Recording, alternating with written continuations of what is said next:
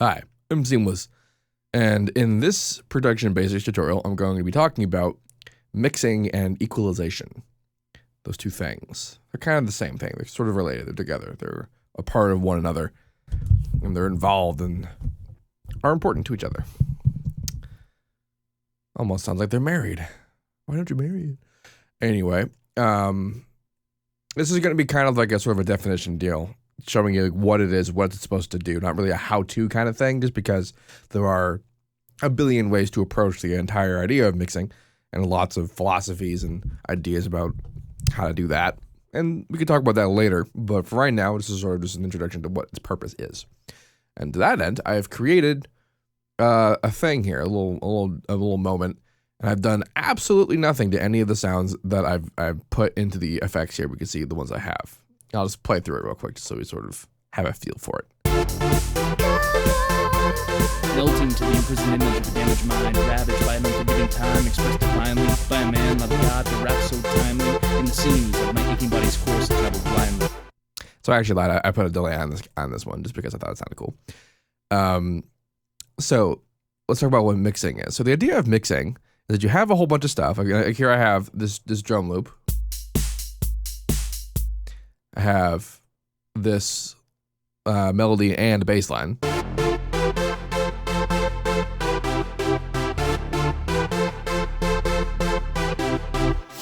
And I have these audio files, these vocal parts. Melting to the imprisoned image of a damaged mind, ravaged by an unforgiving time, expressed divinely by a man, not a god, but rap so timely in the sinews of my aching body's course that traveled blindly.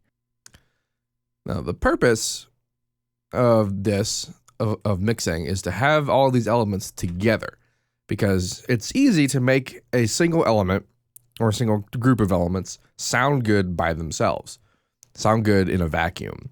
But the second you put them together with other things, problems start to happen.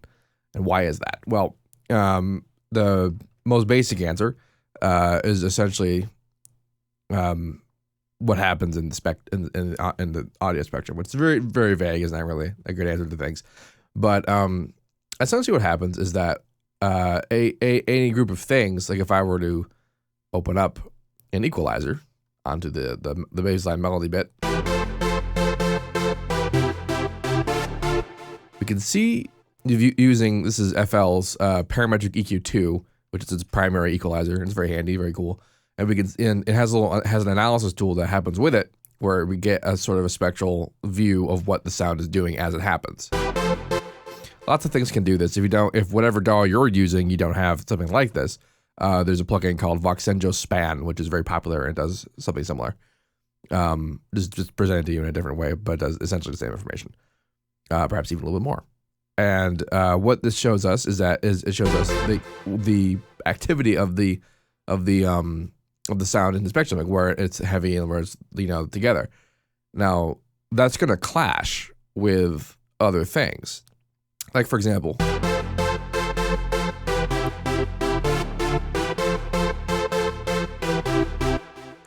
see how when this is all going on and then I play it with the vocal, Melting to the imprisoned image of a damaged mind, ravaged by an unforgiving time, expressed divinely by a man, not a god, but rap so timely in the sinews of my aching body's course. we can see that the vocal part has frequency activity that overlaps with the frequency activity of the other thing. Now, what this does is that our brains kind of hear that we identify them as being two different things, but we don't really hear the overlapping frequencies. We attribute the overlapping frequencies to one thing or the other thing. And so then it suddenly sounds like, because of the addition of this new part, that whatever sound that we're focusing on, either the vocal or the saw, it suddenly sounds like those frequencies that are being overlapped are being boosted on one thing or the other. Melting to the imprisoned image of a damaged mind. It'll sound like we're doing this to the sound. Where if we were playing either of them by themselves, they would sound fine, but put them together and suddenly it's off balance. It's not equal. And that's the point of an equalizer, is that we can make corrections to the sound until it sounds even. And that's the point of the EQ. Now, the point of mixing is to make the changes in an equalizer in such an intelligent way as such so that the two or more bits fit together. And so an easy way, like for example, a vocal is generally considered the focal point of vocal is generally considered the focal point of any track that it's in. So that means that we want that to be the thing that is paid attention to. That's the main focus. So because essentially what we have to do is we have to take one of these things. We have to do certain things to the equalizers to make it so that they fit together. And that means making a hole in one of them for the other one to be inside. And so if we want the vocal part to be the one that's on top, then we want to make the hole inside the melody bass line part. So we can look at the parts that it's kind of into. It's mostly the higher bits up here in to the 3K range. And then down here in the 130 to 500 range. So I can just go boop. Boop. To the imprisoned image of a damaged mind, ravaged by an unforgiving time, expressed divinely by a man, not a god, but rap so timely, in the sinews of my aching body's course that travel blindly. To the imprisoned image of a damaged. And how much of a difference did you make? Like I made a pretty drastic change. Professional engineers and super colleges that teach these things to people who go and work in like big ass studios will tell you not to ever make a change, an equalizing change to a sound. More than 6 dB. Here you can see the 6 dB line is right there. And they also say never to add anything, never to boost stuff. And there is a reason for that. There's a reason why they say that. It's a bit advanced, so I'm not going to talk about it, but I will say that for the purposes of EDM production, which I'm assuming you're here to do, doesn't really matter. It's sort of one of those, if it sounds good, do it kind of deal. And that's also kind of the point. That's also sort of true for like our decisions about what EQing we want to do. If it sounds good, do it. But what, like, you might be asking, well, what's the point of any of this then? Why are we talking about sort of like any kind of rules at all? And that's because what we generally think sounds good tends to have some kind of logical reason behind it. And this is that logical reason. The idea of the sounds frequencies overlapping and then imparting an imbalance onto one or the other based on what our brain is focusing on. That's why it didn't sound good a second ago. So this is essentially mixing. Now we've mixed the two things together. We've created a space for the other thing to be into. Whatever corrections you want to make to the original thing in the vacuum, as I say, by themselves, To the imprisoned image of like you can. And again, a equalizer's purpose is to change the sound until it sounds even to you. The actual like older like equalizers and certain more traditional applications of it are usually to equalize the sound until it produces a flat frequency response across whatever part of the spectrum it's on. Like when I was in high school, we had I was in the theater and we were doing theater stuff, and we would do this analysis where it would shove pink noise through the system. Pink noise, unlike white noise, is full spectrum, which means that it evenly produces frequencies across the entire spectrum, which sounds like it's just a big old mess. It's noise after all. And what that will do is we have a little analyzer microphone off the back of the theater, and it gives us the frequency response curve of the room. And it'll usually be something wildly bad, like something like this huge mess or whatever. And so it will give us this line, and then we take to an equalizer to bring down the peaks and bring up the valleys until it eventually looks even. And even if it'll look like it's even, but the EQ will have some sort of wild and crazy massive movements to it to equalize the input, the sound flat to be equal. And making something that has, an even response across the entirety of the spectrum is equal is pretty easy. But making something like a vocal that is not even the whole spectrum is mostly a matter of opinion on your own ears. Kind of like I listen to this and I kind of don't like the low end. To the imprisoned image of a damaged mind, ravaged by an unforgiving time, expressed divinely by a man. I'm like, that sounds better to me. So like that's me. That's my idea of equal for that sound. And so like when I'm going to make decisions about how to mix it in there, like you notice that the changes that I made here are actually the changes I pretty much made to the saw. But now I have to make new changes because now there's more high end, there's more sort of mid versus the two parts that they're made to go. So now there's kind of more decisions I have to make. And stuff like that. So like when you change things, stuff changes, which good job. I have said a word just then. But just more things you have to be cautious of when you're mixing a track. It's all a giant balancing act. It's literally a balancing act. You're balancing things. And there's another sort of way. It's still kind of equalizing. In fact, this is a kind of equalizing that's very abstract. And what this is leveling. Now you might be thinking, oh my God, leveling. That's like the simplest thing. Why are you complicating saying, well, come on, stop doing that. But let me explain this because it's actually really interesting. The idea of leveling is that everything has a certain volume level, and the sound itself might not be that loud or might be too loud. And in this particular example, I kind of think that the melodic element and the vocal elements are kind of too loud in comparison to the drums. But now remember what we said earlier about how frequencies overlap and do that kind of thing. Well, the act of turning one thing down over another will change the equalizing, like the sort of the spectral curve of a sound just by doing that.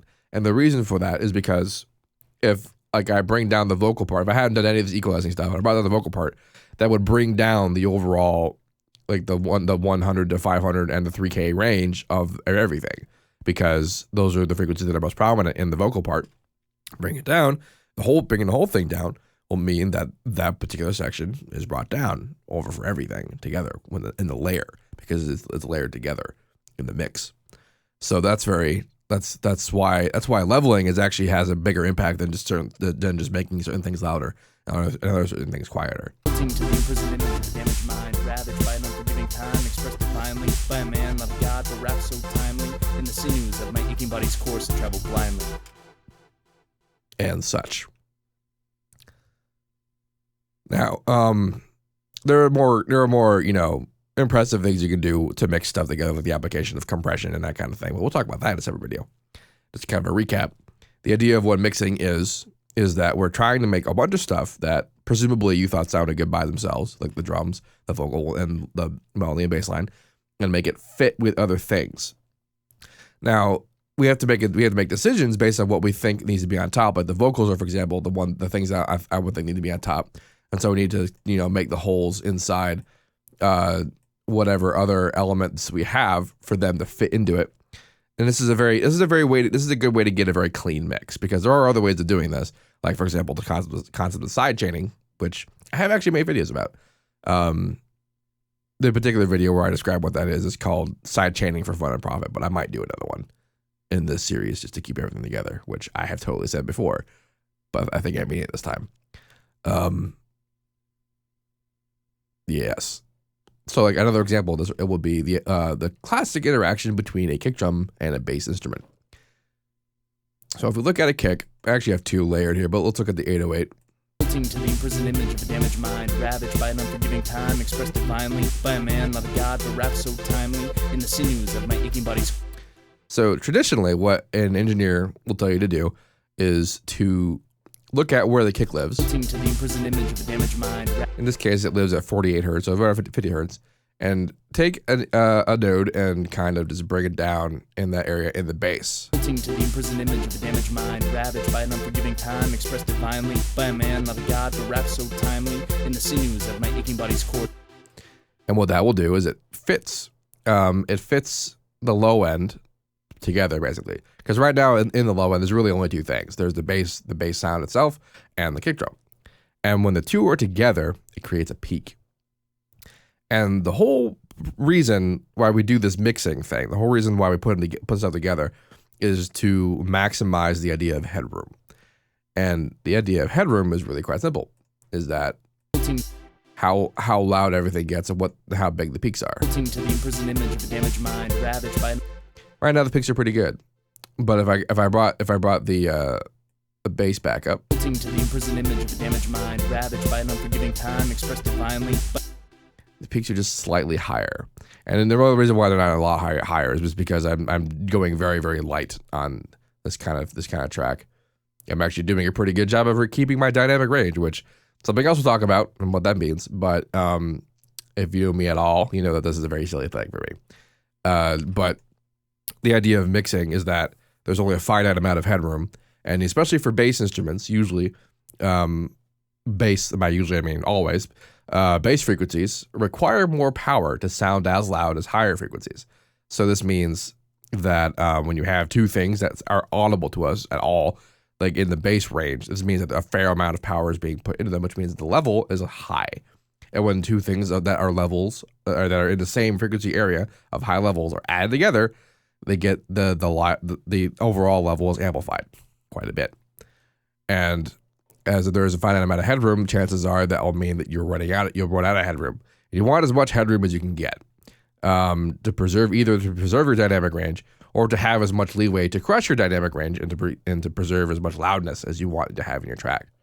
And like doing that with only equalization leveling would be quite a challenge. But you can. It's just really hard. And the idea behind it is that this whole carving out, sections of stuff to fit together so that you're able to have as little overlap as you can. I mean, you're gonna have a lot of overlap because you're gonna have instruments that share the same frequency range. If you have an electric guitar, that's pretty much the fullest range instrument you're gonna have. You might even have white noise in your track to fill out certain frequencies in the higher range, and that kind of thing. And the vocals are just everywhere. I mean, they move around a lot, even just me talking. Like it's quite the movement in terms of like where my voice lives, which I can show you if I hit attached. Woo! See, like you could see that where my vocals kind of live, but like while it looks like during some vowels, parts of the spectrum are empty, but then it moves and suddenly other parts of the spectrum are there, and like it gets a bit hard to manage what you would like. The changes that I made to the instrument section, the hypersaw, based on what the vocals were doing, is only going to work with that, because you might have noticed I have another vocal in the beginning. Melting to the imprisoned image of a damaged mind. And that has a completely different spectral profile in comparison to the male vocal, which means that solving for both and mixing them together is going to be somewhat difficult. And you can still do it. You just if you know the overlapping issues, that kind of thing. This is all very generalized. I'm generalizing the hell out of all this stuff, and I'm giving you this is actually a very easy example because it's very quiet. But again, this is just a sort of a demonstration video about what the concepts are and what they're used for, that kind of thing. Just like every video I'm probably going to do about all of these things, I'm going to say again that these are all basically guidelines for you to follow when you don't know what you're doing. Because if you know what you're doing, just go ahead and do it. And I don't mean like if you already know all of this. I mean if you have an idea. Like I said, equalizing is about making the sound even to your ears, and by even, it essentially just means good. And as long as it sounds good, that kind of thing. Now, into that effect, actually, let's talk about how you find out what that even is. Like, because one of the skills that you develop as a producer when you do it for long enough is that you start to understand how frequencies behave, how your system actually behaves as frequencies. It's a whole other thing to talk about. But I'm getting so many ideas about things to talk about. This is good. But like, you hear a problem in a sound. Like if I listen to the male vocal by itself, and I have the unedited curve. Time expressed divinely by a man, not a god, but rap so timely in the sinews of my aching body's course to travel blindly. Like, you might listen to that and think, it sounds kind of muddy. It sounds muddy, especially in comparison to my voice right now, actually, because my voice is heavily processed. It's actually got a lot going on to make it sound the way that it does, and it's all based on my idea of what I thought sounded good when I listened to my own voice, not when I'm talking, but when I have it recorded, talking to it. And so, why is that though? Why does that one sound a little bit muddier and less well defined, and why does mine sound defined? And an experienced producer will know why, just because they've dealt with this for so long and it's second nature. But how would you know if you've never done it before? How would you know what to fix and what to change? You just know that there is something that you want to fix and there is something that you want to change. And the way that you do this, and this is actually one of the few traditional techniques that I actually still recommend for even EDM stuff. And the way that you do this is you take a node, you make a relatively small bandwidth. This is referred to as the bandwidth, by the way. This is the band, and this is the width, bandwidth. That's what that means. The way that you do this is that you take it and you bring it down. And then while the thing is playing, you sweep it around. You basically keep moving it until it doesn't sound weird. Because while you're moving it, it's going to sound weird. It's going to sound like an effect because it's essentially a notch filter.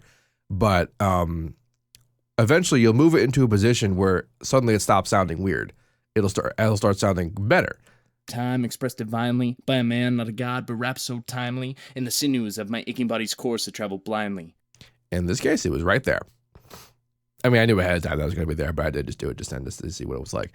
And because you saw I'm moving around here, it made the sound kind of unnatural. But then when I got here, it started to sound natural again. Time expressed divinely by a man, not a god. And you can also do the same thing for boosting it, because sometimes it might be a frequency deficit, as opposed to like the muddy issue is generally caused by having too many low mid frequencies. In this case, the definition issue is usually caused by not having enough high frequencies. Time expressed divinely by a man, not a god, but rap so timely in the sinews of my aching body's course to travel blindly. In this case, that sounded a lot better when I got up here, and it also sounded weird as hell when I was in the middle. So this is how you kind of experiment to discover what changes you should make in a spectrum for an EQ. And this is actually something you can do blind. I'm using this EQ, and which has the spectral visual. And I believe you can turn that off. I've never tried to, but I'm sure you could. And even if I don't want to do that, though, you can use the original parametric EQ, which I don't even have in the list, which essentially is like this EQ over here. And actually, the reason why it's called a parametric EQ is because you have certain parameters to determine what the EQ is doing. The parameters are, you have the level, which I'm moving around here. You have the frequency, which determines what its center frequency is. And then you have the bandwidth. And so this is how you can make, even though it only has 3 bands, you can take a parametric EQ and you can make very specific and all-purpose changes to anything. That's what it's called, parametric EQ. There's another kind of EQ called a graphic EQ, where it looks more like the mixer does. It has a whole bunch of faders, and each of these faders represents a fixed part of the spectrum. And usually you'll see it'll have a parametric EQ, and you have like 64 of these things or 32 of these things, a lot of faders. The example I gave with the theater thing actually used the graphic EQ to make corrections for it, and you get and essentially you're using the graphic EQ like it's this line. You see this line that exists in the parametric EQ, and you'll see what the graphic EQ will represent is essentially that line, and you'll see the line drawn by the faders themselves. That's kind of how that works. And those parameters also are true for this EQ as well. You have the primary frequency. You can even see the parameters here: the primary frequency, the level, and the bandwidth. There's also varying types of node. If you right click on this, you can access the types. They're all here, and also how sharp and not sharp they are. You can access that up here, which gives you sharpness amounts, and this gives you node types. There are a lot of them. Experiment with what they do, that kind of thing. But for general EQing purposes, this type of node is called a peaking filter. And in fact, some filters will have an option called the peak mode, where it will do this, where largely it leaves alone areas that it's not representing and only is adding or taking away from the section that it's in. That's what the peaking filter does. So yes, this was extremely. This actually was a little bit more specific than I wanted to get into, but it's a very good sort of beginning look at the idea of what mixing is and the idea of what equalization is. Later, we'll talk in other videos. I'll talk about compression. I'll talk about loudness and dynamic range and what all those things are and what they mean, so that you can make a more fuller picture of how to master a song, which is kind of what those things are representative of. The traditional method of doing that is actually sort of how I presented it, which is engineers will tell you that you want to make a sound, you want to make your song, you want to mix it pretty much using only leveling and EQ. Now I want to make a distinction though, like what we were doing was mixing, but it's not quite the same as sound design, because sound design is a little more free form. Because like we mentioned that we want the mixing stage comes from after you've already made the sound the way you want them to be, and how you do that is 100% open-ended. You can use compression, you can use distortion, you can use a lot of the reverbs and delays and EQ, a whole bunch of EQ, more than one EQ. You can use all manner of things to make the final sound the way you want it to be. And then once that's done, mixing everything else together is an extra layer that you put on top of all of that sound, all of that affecting business. And engineers will tell you that once you're at that stage, mixing everything together is purely a leveling and EQing affair. And once again, the idea of leveling is not actually all that separate from what EQing is. Because again, if you have a level and you remove something, you turn down a sound that has a lot of high frequencies, then it's as if you're removing higher frequencies from your song. Like hats, if you bring down the hat level, chances are the whole high frequency spectrum of the whole song is going to change as a result. So that's why leveling is actually a pretty big part of EQing as well. Yes, and so that idea is how you create what's called a pre-master, where you make the song sound as good as possible with as much dynamic range as you need, and keep it all below 0 dB. Engineers will say minus 6 dB. The minus 6 dB, which you probably have heard whenever you ask anyone what mixing and mastering is. The minus 6 dB thing exists purely as a safety measure. It's so that when you either give it to a mastering engineer or that you go to master it, it guarantees that your peaks are as far away from 0 dB as possible. And the only reason why 0 dB is a bad the only reason why 0 dB is a bad thing in this context is because if you were to render a file with peaks that go above 0 dB at anything less than 32-bit float wave PCM audio, you will lose those peaks and you will never get them back. And so that's bad in the mastering world. So that's why they tell you to do that. Just as well though, you could just send them. You could still master a file with the peaks just as long as they're below 0 dB. The minus 6 dB thing is also good for engineers because they're probably trained on files that are minus 6 dB, and so then all how much leveling and how much pregain and all the stuff about compression we'll talk about later is all dependent on the source being pregained at minus 6 dB. Okay. I believe this was a prominent enough information that it made sense and it was straightforward. And I believe I didn't bullshit too much. A lot of this is based on my own experience of doing things, and it's also based on the incredibly short amount of time that I spent being taught these things. I believe I used all the correct terminology, and I believe I adequately explained the appropriate philosophies for some of these things. And again, I'm just gonna keep saying this all the time: is that all of this just take it with a massive grain of salt. Do it if it works. Don't do it if you don't care. Do whatever sounds good. Chances are you'll be doing some of this anyway, even if it does sound good, and you're sort of disregarding it. And yeah, because there aren't really rules. These are merely guidelines to ensure that even if you don't know what you're doing, you'll get somewhere good. And then you learn what you're doing, and then you can do whatever you want. Cool. If you have any questions about any of this, let me know. And as usual, have a nice day.